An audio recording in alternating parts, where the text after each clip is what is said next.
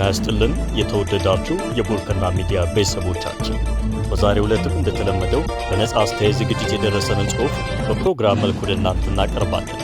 በዛሬው ዕለት የአዲስ በየነን ይድረስ ለምክክሩ ታዳሚዎች የሚለውን ወቅታዊ ጽሑፍ ወደ እናንተ ለማድረስ መርጠነዋል።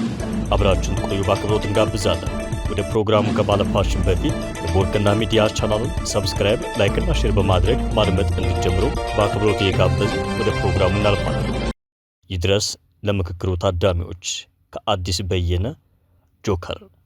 ይህ መልእክት የአብይ አህመድ መንግስት ባቋቋመው ሀገራዊ ምክክር ኮሚሽን በተዘጋጀው ሀገራዊ ምክክር ጉባኤ ላይ በተለይ አዲስ አበባን ወክላችሁ እዚያ ቦታ ላይ ለተገኛችሁ ሰዎች ነው። መጀመሪያ መልእክታችንን በዋትስአፕ በቴሌግራም እንዲሁም በኢሜይል ስለተቀበላችሁን ከተቀበላችሁም በኋላ ጊዜ ሰጥታችሁ ይህንን መልእክታችንን ታነቡታላችሁ ብለን በመተማመን ከወዲሁ ምስጋናችንን እናቀርባለን። ይህንን መልእክት ለመላክ የወሰንነው ሀገራዊ የምክክር ኮሚሽኑ ከሁለት ሳምንት በፊት በጋዜጣዊ መግለጫ በመላ ሀገሪቱ ባደረገው አጀንዳ የማሰባሰብ ስራ በአጠቃላይ 8 አጀንዳዎች መለየቱን፣ ከነዚያ 8 አጀንዳዎች ውስጥ ደግሞ በአጀንዳ ቁጥር 3 ላይ አዲስ አበባን በሚመለከት አጀንዳ በመለየት ለሀገራዊ ምክክር ጉባኤው የምክክር ሀሳብ ማቅረቡን በኮሚሽኑ ሊቀመንበር በኩል በመናገሩ ነው። አዲስ አበባን በሚመለከትም 6 ነጥቦች ተለይተው ለጉባኤው ለምክክር እንደሚቀርቡ ከሰማንበት ጊዜ ጀምሮ ጉዳዩን በአንክሮ ስንከታተል ቆይተናል። በመጀመሪያ ግልጽ ማድረግ የምፈልገው ነገር ቢኖር ሀገራዊ ምክክር ኮሚሽኑም ሆነ አሁን እየተከናወነ ያለው ሀገራዊ ምክክር ጉባኤ ለኢትዮጵያ ሁለንተናዊ ፈተና አንዳች መፍትሄ ያመጣል የሚል እምነት የለንም። ኮሚሽኑ ያለውን ገለልተኝነት እንደ ብዙ ኢትዮጵያውያን ሁሉ እኛም በእጅጉ እንጠራጠራለን። ላለፉት ዓመታት ከምንታዘበው ነገር ተነስተን ይህ ኮሚሽን የአብይ አህመድና የፓርቲውን የብልጽግናን ስልጣን ከማጽናት የዘለለ ስልጣን ይኖረዋል የሚል እምነት የለንም። ይህንን መልእክት ከላክንላቸው ሰዎች አንዳንዶቻችን ኮሚሽኑ ባዘጋጃቸው አንዳንድ አጀንዳ የማሰባሰብ ጉባኤዎች ላይ የመገኘት አጋጣሚ አግኝተን እንደታዘብ ነው ጉባኤዎቹ በአጠቃላይ በካድሬዎችና በስርዓቱ አቀንቃኞች የሚዘወሩ ተራ ድራማዎች መሆናቸውን ማስተዋል ችለናል። የኮሚሽኑን ተአማኝነት ለመቀበል እንድንቸገር የሚያደርገን ዋናው ምክንያት ግን ሀገሪቱ በአራቱም አቅጣጫ በትላልቅ ጦርነቶችና በፖለቲካ ውጥረቶች እንደ ቆዳ ተወጥራ ባለችበት በአሁኑ ወቅት ኮሚሽኑ አሁን ባዘጋጀው መልኩ ሀገራዊ ምክክር አደርጋለሁ ማለት ቀልድ ነው የሚሆነው። የሀገሪቱን ዕጣ ፈንታ በበጎም ሆነ ባሉታዊ መልኩ ሊወስኑ ይችላሉ የሚባሉ ኃይሎች ያልተሳተፉበት ጉባኤ የሀገሪቱን ዕጣ ፈንታ ወደ ተሻለ አቅጣጫ ይወስዳል ብለን አናምንም።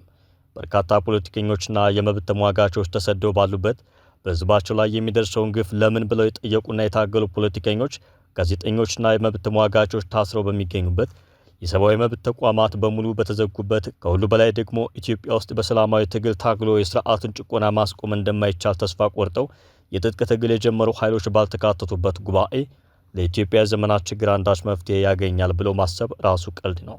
በዚህ ሀገራዊ ምክክር ጉባኤ ላይ አዲስ አበባን ወክላችሁ ተገኝታችኋል የተባላችሁትን ሰዎች በቀጥታ ማድረስ የምፈልገው በተለይ አዲስ አበባን የተመለከቱ ጉዳዮችን ነው።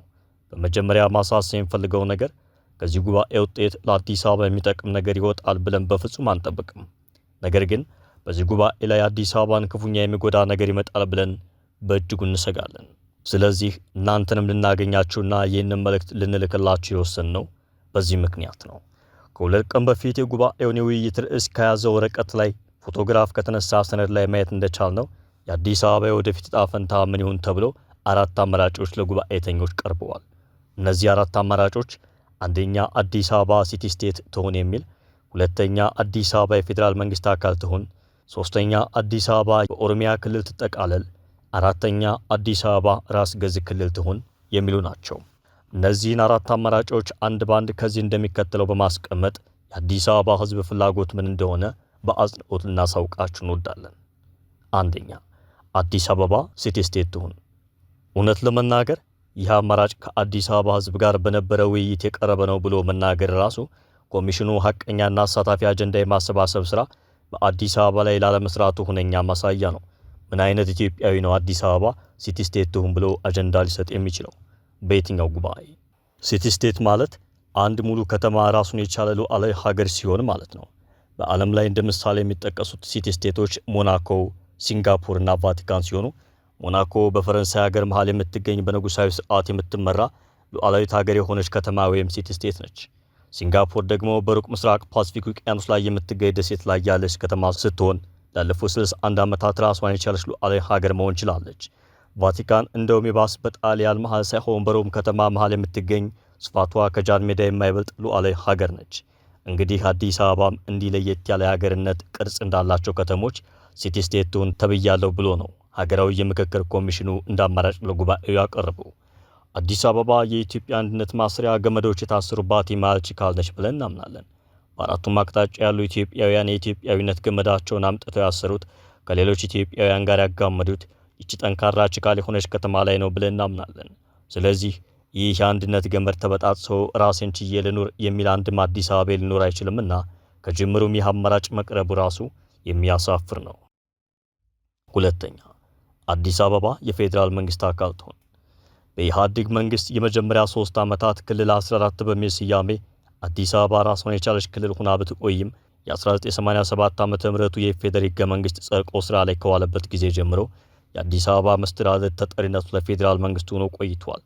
ባለፉት 30 ዓመታት አዲስ አበባ የፌዴራል መንግስት አካል ሆና የደረሰውን ሁሉ አይተናል። የብሔር ፌዴራሊዝምን የሚከተለው የፌዴራል መንግስት የአዲስ አበባን ህዝብ እንደ ትልቅ የፖለቲካ ባላንጣ በመቁጠር አያሌ ግፎችን ሲያደርስበት ኑሯል። በተለይ ደግሞ የአብይ አህመድ መንግስት ከመጣበት ከ2010 ጀምሮ የአዲስ አበባን ህዝብ እንደ ህገወጥ ሰፋሪ እንደ መጤ በመቁጠር ያደረሰበትን የማፈናቀል፣ የማሰር፣ የመግደልና ሌሎች ዘርፈ ብዙ ግፎችን ታሪክ ዝንታለም ሲዘክረው የሚኖረው ነው። ስለዚህ ፌዴራል መንግስቱ ከ7 ሚሊዮን ህዝብ በላይ የያዘችውን አዲስ አበባን 60 በመቶ የሀገሪቱን ኢኮኖሚ የተሸከመችውን አዲስ አበባን የማስተዳደር አቅም እንደሌለው በተደጋጋሚ ጊዜ ተፈትኖ ወድቋል። ሶስተኛ፣ አዲስ አበባ የኦሮሚያ ክልል አካል ትሁን። ሀገራዊ ምክክር ኮሚሽኑ አጀንዳ የማሰባሰብ ጉባኤ ካካሄደባቸው ቦታዎች ሁሉ ደማቅ አቀባበል የተደረገለትና ሰፊ ህዝብ የተሳተፈበት ስነ ስርዓት የተከናወነው ከ1 ዓመት በፊት አዳማ ስታዲየም ላይ በነበረው ነው። በዚያ ስታዲየም ላይ በመቶ ሺዎች የሚቆጠሩ ሰዎች በተሰበሰቡበት የኦሮሚያ ህዝብ አጀንዳ ናቸው ተብለው በርካታ ጉዳዮች በንባብና በጽሁፍ ለኮሚሽኑ ተወካዮች ቀርበዋል። ከቀረቡት ጉዳዮች ውስጥ በጉልህ ተነበውና በርካቶችን በከፍተኛ ጭብጨባ ያጀቡት አዲስ አበባ ወይም በእነሱ አጠራር ፊንፊኔ የኦሮሚያ ክልል አካል ትሁን የሚለው ጉዳይ ነበር። እሱን ይዞ ነው እንግዲህ ኮሚሽኑ ለምክክር ጉባኤው በአማራጭነት ያቀረበው እንጂማ አዲስ አበባ ላይ በተደረገ የትኛው መድረክ ላይ የአዲስ አበባ ህዝብ ከተማዬ በሌላ ክልል ትዋጥቤ ብሎ ሐሳብ አቅርቦም አያውቅም፣ ሊያቀርብም አይችልም። ይህ አዲስ አበባ የኦሮሚያ ናት የሚለው ጉዳይ ለኢትዮጵያ ፖለቲካ አዲስ አይደለም። በግራም በቀኝም ያሉ የኦሮሞ ብሔር ፖለቲካ አቀንቃኞችን አንድ የሚያደርግ ብቸኛ አጀንዳ ቢፈለግ ይሄ ዋነኛው ነው። እንዲያውም የኦሮሞ ናሽናሊዝም ሀሁ ሁሉ ይህ ፊንፊኔ ኬኛ ትርክት ይመስላል። ከዚህ ጋር ተያይዞ የሚናገሩትን አንድ ነጭ ውሸት እዚሁ ጋር ማጋለጥ ግን ያስፈልጋል። የአብይ አህመድ መንግስት ወደ ስልጣን ከመምጣቱ በፊት ለ4 ዓመታት የነበረው የኦሮሞ ወጣቶች ትግል መነሻ ከሆኑት ምክንያቶች አንዱ የአዲስ አበባ ማስተር ፕላን በርካታ የኦሮሚያ አርሶ አደሮችን መሬት ወደ አዲስ አበባ የሚጠቀልል በመሆኑ ያንን በመቃወም እንደነበር ይታወሳል። ይህንን የኦሮሞ ወጣቶች ጥያቄ በርካታ ኦሮሞ ያልሆኑ ኢትዮጵያውያንም ጭምር ይደግፉት ነበር። ባይደግፉት እንኳን የማይቃወሙት ጥያቄ ነበር። ይህም ስለሆነ ነው የወጣቶቹ ትግል ፍሬ አፍርቶ የኢህአዴግ መንግስት ሊወድቅ የቻለው። የኦሮሞ ወጣቶች የትግል ጥያቄዎች አዲስ አበባን ጨምሮ ከማንም ሌሎች ህዝቦች ጥቅም ጋር የሚጋጭ ስላልነበር ትግላቸው ከሌሎች ኢትዮጵያውያን ትግሎች ጋር ተጋግዞ የኢህአዴግን ስርዓት ለመጣል ችሏል። በወቅቱ ወጣቶቹ ይጠይቁት የነበረው ጥያቄ አዲስ አበባ የኦሮሚያ ነች የሚል ቢሆን ኖሮ ከኢህአዴግ መንግስት ይበልጥ ከሌሎች ኢትዮጵያውያን ጋር የሚያጋጭ የሆነና ትግላቸው ጥላት ይበዛበት ነበር። አሁን ግን ያ ሁሉ አልፎ የተለያዩ ኦሮሞ ብሔር ፖለቲከኞች በዚያ ወቅት የኦሮሞ ወጣቶች የታገሉት አዲስ አበባን የኦሮሚያ ለማድረግ ነበር ብለው የሚናገሩት የክህደት ቃል ነጭ ውሸት እንደሆነ በአጽንኦት ለማስገንዘብ እንወዳለን። ይህ አዲስ አበባ የኦሮሞ ነች የሚለውና አብዛኛዎቹ የኦሮሞ ብሔር ፖለቲካ ኃይሎች ላለፉት ብዙ ዓመታት ሲያቀነቅኑት የቆዩት ሀሳብ ምንም ታሪካዊ መሰረት የሌለውና በጭፍን ፖለቲካ ልቦለድ ታሪክ የተገነባ ነው። ይህ ሀሳብ ተደጋግሞ ስለተነገረ ብቻ እውነት ከመምሰል አልፎ እነሆ ለሀገራዊ ምክክር ጉባኤ በአማራጭነት ቀርቧል ሲባል መስማት የኢትዮጵያ ፖለቲካ ምን ያህል አስቸጋሪ ቅርቃር ውስጥ እንደገባ ጉልህ ማሳያ ነው። አዲስ አበባ ከተማ ኦሮሚያ ክልላዊ መንግስት ከመፈጠሩ እጅግ በርካታ ዓመታት በፊት የተፈጠረች ሆና ሳለ የዛሬ 35 ዓመት የተፈጠረ ክልል ይጠቅልላት ብሎ መጠየቅ ራሱ የሚያሳፍር በመሆኑ በእኛ በአዲስ አበባዎች ዘንድ በፍጹም ተቀባይነት የለውም። አራተኛ፣ አዲስ አበባ ራሷን የቻለች ራስ ገዝ ወይም ክልል ትሆን። ክልል የሚባል ራስ ገዝ የኛ ፍላጎት አዲስ አበባ ራሷን የቻለች በራሷ ልጆች የምትመራ ተጠሪነቷ ለአዲስ አበባ ከተማ ህዝብ የሆነ የከተማ ምክር ቤትና ከንቲባ ያላት ነጻ ከተማ እንድትሆንልን ነው። ይህ ደግሞ ለከተማችን የዘመናት ፈተና ብዙ አማራጭ እንደሆነ ነው የምናምነው። ለህዝብ ተወካዮች ምክር ቤት የራሳችንን እንደራሴዎች መርጠን በብሔራዊ መንግስቱ በመወከል የራሳችን ምክር ቤት ሰይመን የራሳችንን ከንቲባ መርጠን ከቀበሌ ጀምሮ ባሉ መዋቅሮች የአዲስ አበባ ልጆችና የአዲስ አበባን ስነ ልቦና የሚያውቁ አስተዳዳሪዎችን ሹመን ፖሊስ፣ ፍርድ ቤት፣ ፋይናንስና ሌሎች ፐብሊክ ዘርፎች ሁሉ የአዲስ አበባ ሕዝብ ባመናቸው ኃላፊዎች እየተመሩ መስተዳደር ነው የእኛ ብቸኛ አማራጭ። ከዚያ ያነሰ ለአዲስ አበባ ሕዝብ የነገ ህልውና አስተማማኝ የሆነ የአስተዳደር ዘይቤ በፍጹም ሊገኝ አይችልም። ብዙ ጊዜ የሚነሳው ጥያቄ ማለትም በአዲስ አበባ ዙሪያ ካለው የኦሮሞ ሕዝብ ጋር የአዲስ አበባ ግንኙነት ምን ይሆናል የሚለው መልሱ ቀላል ነው። ኦሮሞ ለአዲስ አበባ ሕዝብ፣ የአዲስ አበባ ሕዝብ ለኦሮሞ ሕዝብ ስጋት ሊሆን አይችልም። ሲጀመር አዲስ አበባ ከተማ ራስዋ የእጅግ በርካታ የኦሮሞ ተወላጆች ከተማ ናት። በዙሪያችን ካሉ የኦሮሚያ ከተሞችና የገጠር ቀበሌዎች ጋር ለዘመናት አብረን የኖርን ነን። አንዳችን ለአንዳችን የገቢ ምንጭ ነን፣ እድል ነን፣ ዘመድ ነን። ይህንን ማንም መጥቶ አልጀመረውም፣ ማንም መጥቶ አያስቀረውም። የአዲስ አበባና የኦሮሞ ህዝቦች እንዲያውም ከሌሎች የኢትዮጵያ ህዝቦች በተሻለ ተያይዞ ለማደግና ለመበልጸግ ሰፊ እድል ያለን ህዝቦች ነን። አማርኛና አፋን ኦሮሞን አፈራርቀን እያወራን አንዳችን ለአንዳችን ጌጥ ሆነን ነው የኖር ነው። አሁንም እንዲህ ሆነን ነው መኖር የምንቀጥለው። ኦሮሞ ለአዲስ አበባ ህዝብ ሀብቱ እንጂ ባላንጣው ሊሆን አይችልም። የአዲስ አበባ ህዝብም ለኦሮሞ ጥላት ሊሆነው አይችልም። ይሄ ተራ የዘመኑ ፖለቲከኞች ሟርት ነው። ስለዚህ የአዲስ አበባ ራስ ገዝ ወይም ክልል መሆን ለኦሮሞ ህዝብ የጥንካሬ እንጂ የስጋት ምንጭ ሊሆን አይችልም። ማጠቃለያ፣ ደግመን ደጋግመን እንደምንለው ይህ ሀገራዊ ምክክር ጉባኤ ለአዲስ አበባ የሚፈጥረው ምንም በጎ ነገር ይኖራል ብለን አንጠብቅም። ምንም አይነት ጥልቅ ውይይት በጉባኤተኞች ቢደረግ እንኳን መጨረሻ ላይ የአብይ መንግስት የፈለገው ነገር ብቻ እንደሚወሰን እንጠብቃለን። ነገር ግን የእኛ ስጋት ይህ ጉባኤ ለአዲስ አበባ አንዳች መጥፎ ጣጣ ይዞ ይመጣል የሚል ነው። የአዲስ አበባና የህዝቧን ህልውና አደጋ ላይ የሚጥል ውሳኔ ተወስኖ ጉባኤው ከተጠናቀቀ ከዚያ በኋላ ያ ውሳኔ የሀገሪቱ ገዢ ህግ ይሆንና ከዚያ በኋላ ባሉ ዓመታት ኢትዮጵያ ውስጥ በህዝቦች መካከል የማያበራ ቅራኔና ግጭት መንስኤ እንዳይሆን እንፈራለን።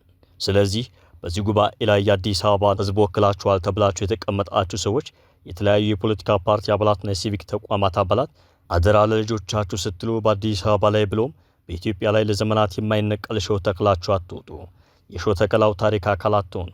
ከዚያ ይልቅ እንዲያውም በጉባኤው ላይ እየተሰራ ያለውን አሻጥር ከወዲሁ ለሀገርና ለዓለም አጋልጡ። አስፈላጊም ከሆነ ጉባኤውን ለቃችሁ በመውጣት ተቃውሟችሁን አሳዩ። ከዚያም ህዝብ ብሎም መላው ዓለም ማወቅ አለበት የምትሉትን አሻጥር ሁሉ በአደባባይ ተናገሩ። ታሪክ ስሩ እንጂ ሴረኞች ታሪክ አይስሩባችሁ። እግዚአብሔር ኢትዮጵያን ይባርክ። እግዚአብሔር አዲስ አበባን ይባርክ። ክቡራትና ክቡራን የቦርከና ሚዲያ ቤተሰቦቻችን የዕለቱ የነጻ አስተያየት ዝግጅት በዚህ መልኩ ተጠናቀቀ። አብራችሁን ስለነበራችሁና ስላደመጣችሁን ከልብ እናመሰግናለን። አድማጮቻችን፣ በነጻ አስተያየት መድረክ ላይ የሚወጡ ጽሑፎች የጸሐፊውን እንጂ የቦርከናን አቋም እንደማያንጸባርቁ ለመግለጽ እንወዳለን። እናንተም በነጻ አስተያየት መድረክ ላይ ሐሳባችሁን ማድረስ ስትፈልጉ @ZBoርከና የኢሜል አድራሻችን ማድረስ ትችላላችሁ። ጤና ይስጥልኝ።